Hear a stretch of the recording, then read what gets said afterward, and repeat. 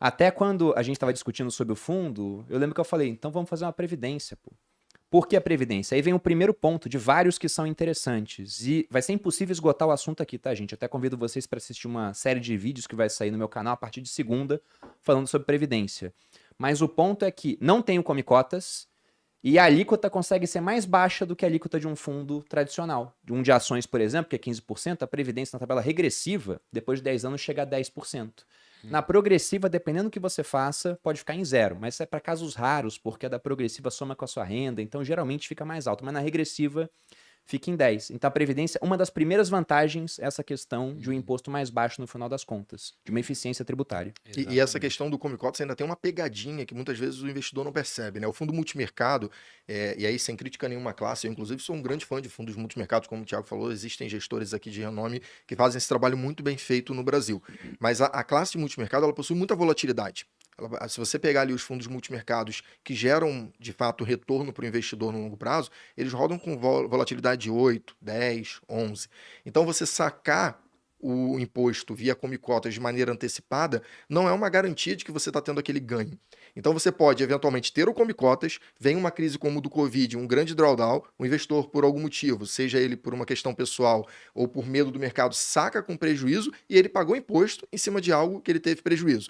Vira um crédito tributário para ele em algum momento, para quando ele tiver um ganho na mesma classe, dentro do mesmo ano fiscal, ser compensado, mas aí já entra num movimento que não é muito comum. Então, realmente é muito ineficiente come cotas para investidores em geral. O governo Mas- não é bobo, né, meu? Não, nem um pouco. Ele fala assim, você vai investir pro futuro.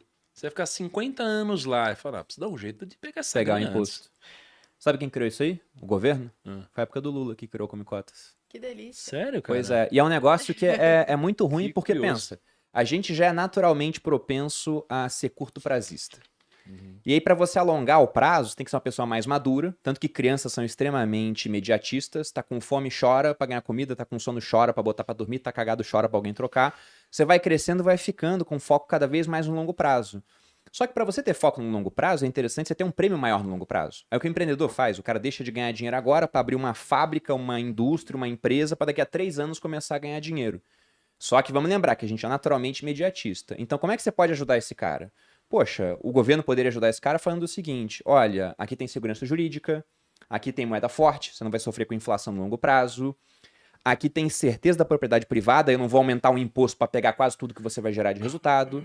Como que ele atrapalha? Se tem segurança jurídica, se tem muita inflação e se tem o imposto que está toda hora pegando o dinheiro dele. Então, come cotas é um negócio que mostra para você que, poxa, né, não tem eficiência em ficar no longo prazo ou no curto. Tanto faz. Agora, na Previdência, eles mantiveram essa questão de você ter um imposto mais baixo, até porque o governo também entende que o INSS não vai ser suficiente para as pessoas. Eu até falo que as crises previdenciárias, porque não vai acontecer só no Brasil, vai acontecer em vários países pelo mundo. Se a gente pegar novamente tendências demográficas, o que a gente vê aqui no Brasil é que nos 30 anos a população cresceu quase 70% nos Na últimos 30 Itália, anos. não foi a grande treta lá?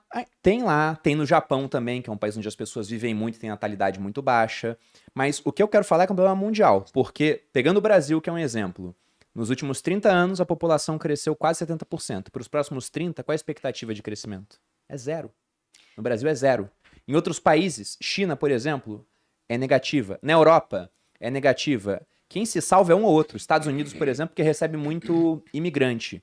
E tem uma cultura lá ainda de ter mais filhos. Agora, para os países, o retrato é menos gente economicamente produtiva para pagar a previdência, com muito mais gente vivendo mais tempo, porque a gente está aumentando a longevidade, e que vai ter que ser paga de alguma forma. Isso provavelmente vai acabar em criação de mais moeda, o que vai fazer que você receba a tua contribuição Valeu. devolvida Mas que como ela não vale benefício, muita coisa. mas não vai comprar muita coisa. Tá. Esse é o ponto. Então tá bom.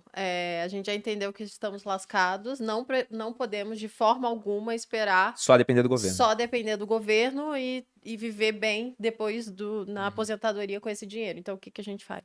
Tem que investir. E aí o ponto que ocorre, né? Você pode fazer isso de várias maneiras. Você pode montar a tua carteira diversificada, por exemplo, que é o que a gente fez, o Thiago de maneira pública no canal dele ao longo dos 5 anos, eu ensinando para as pessoas também, no Viver de Renda, ele no 1.000 ao 1 milhão. Mas você pode fazer isso de maneira mais simples através de um fundo. E lógico que você tem um custo para isso, mas não tem problema ter um custo se o cara vai te gerar mais valor. E aí, nesse ponto, eu vou perguntar para o Vitor, que trabalha com essa indústria há 10 anos. O Thiago deu o exemplo da Guepardo, tem uma rentabilidade de quanto? 20? Pô, tava uns 23, 24% ao ano, desde 2001, assim. Vamos jogar para baixo, então. 21%. 20%. 21%. 21% desde 2001. Então, qual você acha que são os principais benefícios na hora da pessoa ela decidir investir com alguém profissional?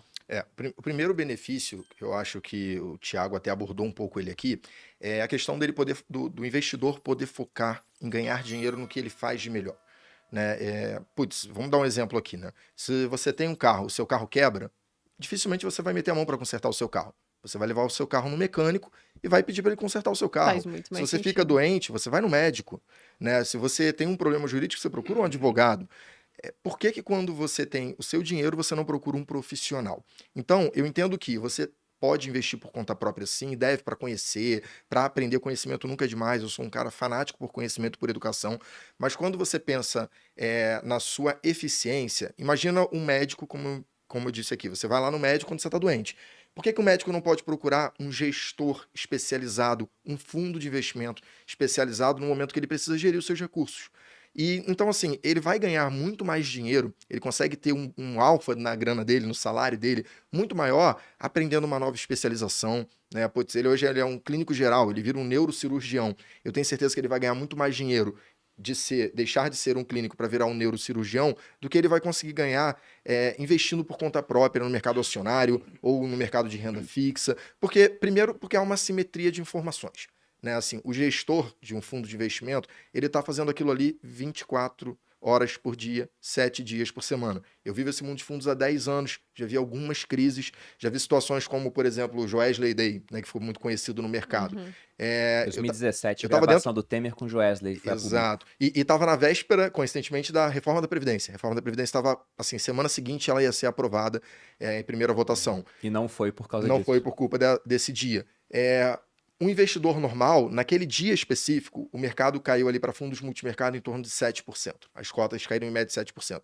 E você não podia fazer muita coisa. Um investidor normal, né, um médico que estivesse investindo, dificilmente ele conseguiria fazer alguma coisa.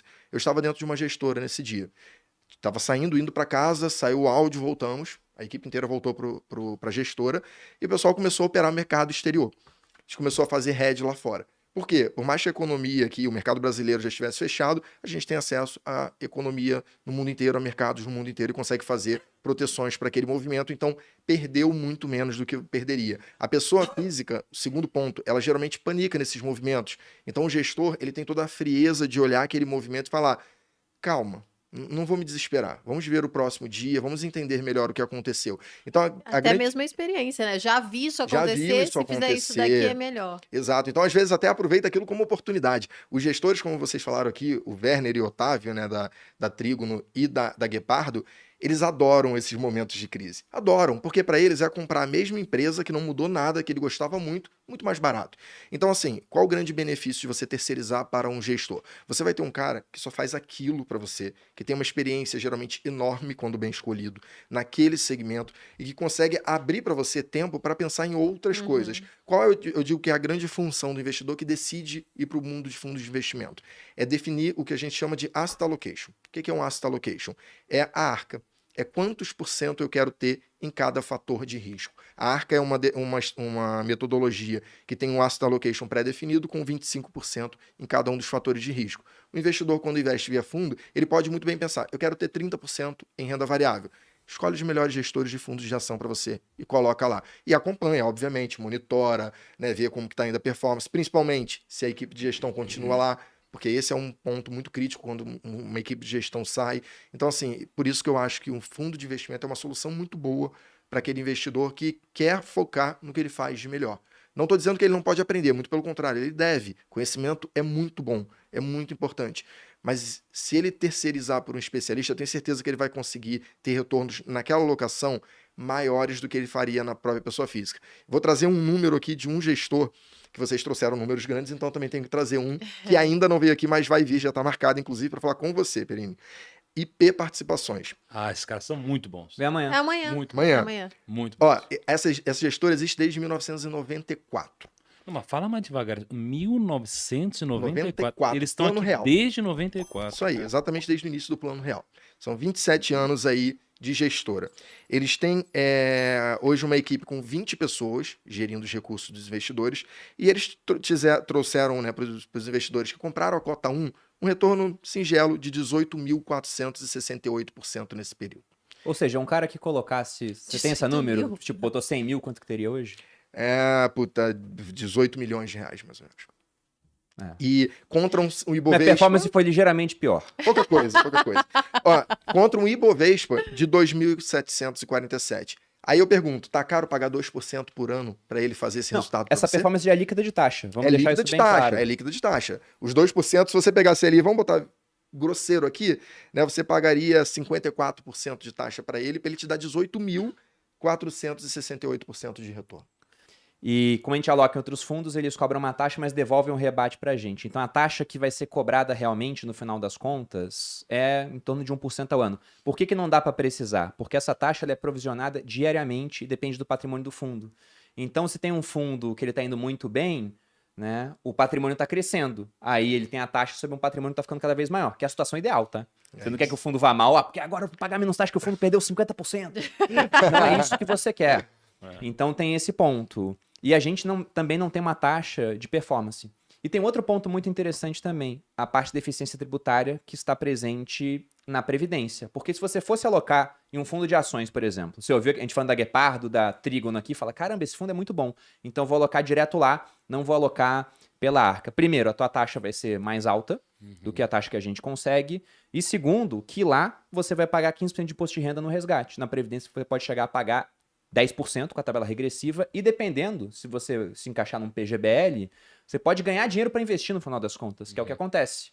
Né? Explicando muito rapidamente isso, deixando bem claro que vai ter vídeo no canal durante esses 4 conteúdos nas próximas semanas de Previdência. E posso adicionar uma outra coisa que Bote aí. para mim como investidor, olhando para minha carteira, o maior benefício disso é o seguinte: como eu invisto publicamente, eu já devo ter pago um monte de DARF. A galera já viu pagando muito DARF. Deve ter pago, sei lá, R$1 milhão em DARF. DARF é o que a gente geralmente emite para pagar Documento de o nosso arrecadação de imposto, receitas né? federais. Aquela tristeza quando vem, né? Então pensei, teve lucro, imprime DARF e paga. Na Previdência, eu não precisaria ter feito isso. Por quê? Porque se eu quero vender uma ação para comprar outra, ou, putz, a minha parte de ação ela cresceu muito, eu quero diminuir para aumentar a renda fixa, eu vou ter que pagar imposto sempre. Na Previdência, eu posso resgatar de um fundo como esse para comprar um outro fundo de renda fixa e eu não pago imposto. Porque eu posso ir rebalanceando a minha carteira sem pagar imposto, porque as movimentações dentro do fundo, elas não pagam imposto.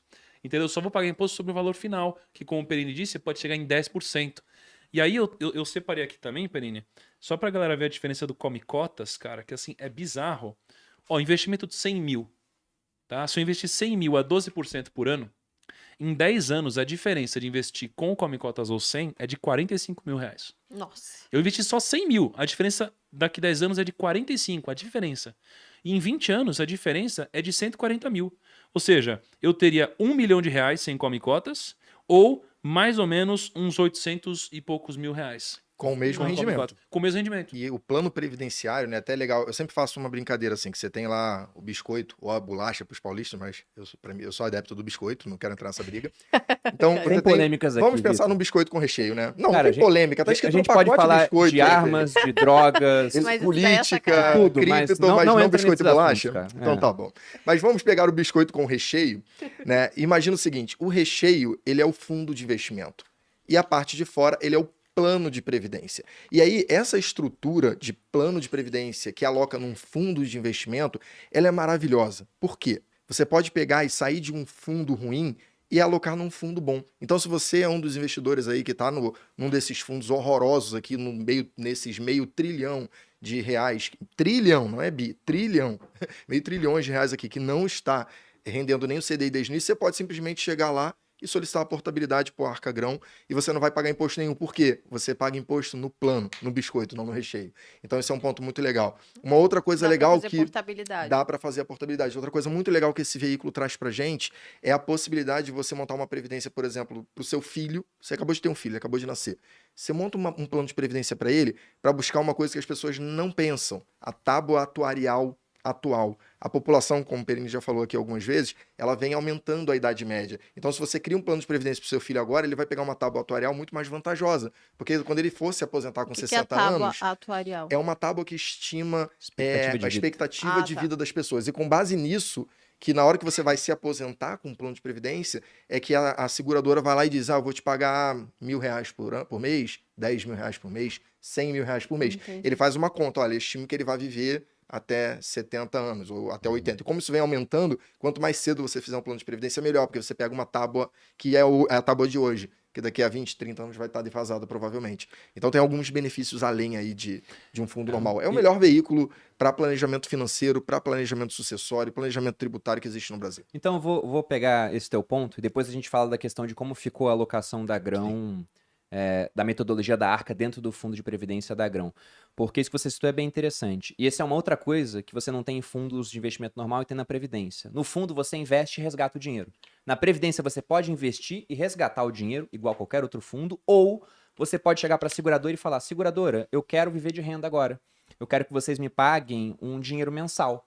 E a seguradora vai perguntar, você quer isso aí como? Aí você pode falar, eu quero durante um prazo de 20 anos. Eles fazem uma conta, você tem 5 milhões aqui, vou te pagar 10 mil por mês durante 15 anos. Só que aí tu vai discutir com a tua esposa, ela falou, ô seu burro, como assim 15 anos? É muito pouco. Pede vitalício. Aí no vitalício eles vão ver, vitalício, tua tábua atuarial é essa daqui. Expectativa de vida de uns 80 anos. Então eles fazem a conta para te pagar um certo valor pensando que você vai viver na média o que as pessoas vão viver. Aí tem gente que vai viver mais, tem gente que vive menos, e no final a seguradora ela acaba tendo um controle sobre isso, porque é relativamente simples de fazer essa conta. Aí eles vão falar, bom, como é muito mais tempo, então não vou te pagar 10, vou te pagar 8. Mas aí tua esposa fala, poxa, mas isso aí não pode ser só pra você, vai que você pede vitalício, mas você morre daqui a 10 anos. Você recebeu menos do que receberia num prazo combinado, e ninguém vai usufruir daquilo. Então você fala, seguradora, eu quero vitalício, mas extensível a herdeiros ou ao cônjuge. Aí, mesmo que você venha a falecer, o teu cônjuge continua recebendo. Então dá para fazer vários tipos de acerto, onde no final você fica com cada vez menos risco, mas se tem menos risco, você recebe um pouco menos. Eu, particularmente, pretendo resgatar da Previdência. Mas, numa hipótese que a gente tem um filho muito ruim, assim, de cabeça, não sabe fazer nada, né? Apesar de toda a educação que a gente deu, esse tipo de coisa acontece. Deu Personalidade. Deu ruim na criança. Eu falo, esse aí não sabe nem tomar um sorvete, ele vai enfiar na testa se eu der o sorvete pra ele. Eu posso pensar, bom, melhor do que deixar ele resgatar e torrar tudo, é eu falar, olha, você vai receber uma renda mensal dada pela seguradora de maneira vitalícia. Então, por mais incapaz que você seja, né, você vai estar garantido na vida. É esse o ponto que você pode fazer com a Previdência. E o último ponto, antes de puxar para a diferença do Arca para o fundo, da Arca metodologia para o fundo, é que poucas pessoas sabem, poucas pessoas usam essa informação. Você ainda pode fazer leilão de seguradora na hora que você vai definir isso. Se você está na seguradora A e ela te faz uma proposta de, sei lá, R$ 10.000 por mês, você pega essa proposta e leva na seguradora B. Provavelmente ele vai te pagar um pouco mais para você portar o seu plano para lá. Entendi. Olha que Depois você leva para interessante. C, para D, você fica brincando de leilão e escolhe a que te paga mais. Você ainda pode fazer isso. Bem legal. É sensacional o veículo previdenciário.